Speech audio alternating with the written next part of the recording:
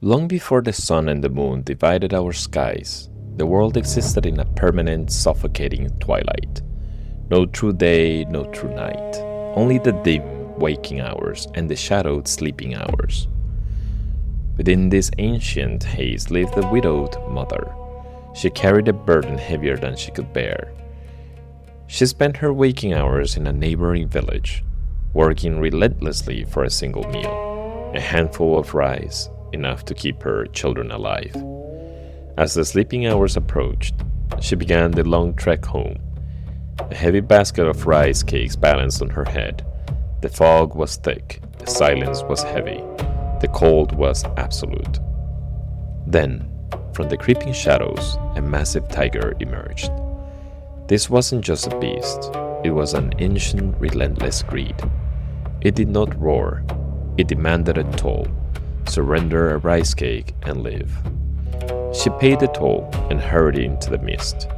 But the beast was cunning. It stalked her through the tree line, intercepting her at the second mountain pass. Then the third, the fourth, until the basket was empty, until the offerings were gone. When she had absolutely nothing left to give, the beast took the rest. It consumed her. Yet, flesh was not enough to satisfy its greed. It wanted her life. It wanted her face. It stripped the garments from the dirt. It pulled the faded cotton over its massive frame. It stood on two legs, a twisted mockery of a mother walking through the mist toward the isolated cabin where her children waited. It knocked. It spoke with her voice, but the children hesitated. Why was her voice so rough? The mountain wind, the beast lied. When it slid its massive paws beneath the wooden door, they saw coarse, dark fur. Calluses from the fields, it whispered. Blinded by desperate hope, they unlatched the iron. The door swung open. The illusion broke. Staring into the golden eyes of their mother's killer, the siblings ran. They scrambled out the back, clawing their way up the ancient pine tree in the courtyard. The beast prowled the wet stone.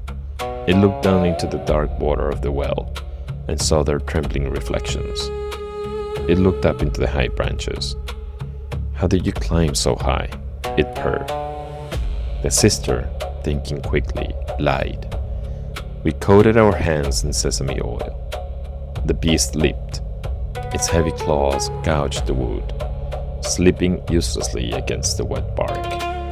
But the brother was paralyzed. Panic broke his silence. The truth slipped from his trembling lips. You must use an axe. The beast smiled.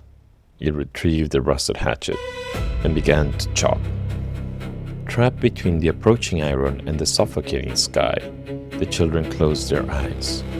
They begged the heavens, if we are meant to live, send a sturdy rope. If it is our time, send us a rotten one. The heavens answered, piercing the eternal fog. A massive, glowing golden rope descended. They clung to the woven light and were pulled away from terror below. Blinded by arrogance, the beast demanded the same salvation. It roared at the sky for its own rope, but the universe passes its own harsh judgment. A frayed, decaying rope of dead straw dropped into its claws. It was hoisted high into the mist. The dead straw snapped. The beast plummeted. Its body shattered against a field of sharp, dry millet stalks. To this day, the folklore remains. Millet stalks bear a deep, rust-red hue, forever stained by the blood of a monster. High above the earth, the siblings found sanctuary to wash away the endless twilight. The heavens gave them a profound burden. The brave older brother was crowned the sun, a burning light to bring the dawn.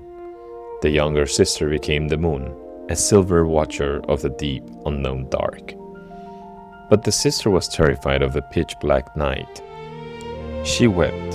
She refused the cold isolation of the dark. So her brother made a final sacrifice.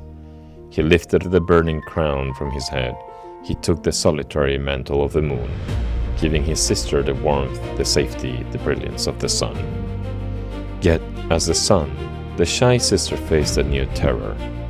Every eye on earth would look up, every soul would stare at her. The gaze of the world was too heavy. To protect her peace, her brother cast one final magic. He made her light shine with a blistering, violent intensity, a light so overwhelming, no creature could hold her gaze.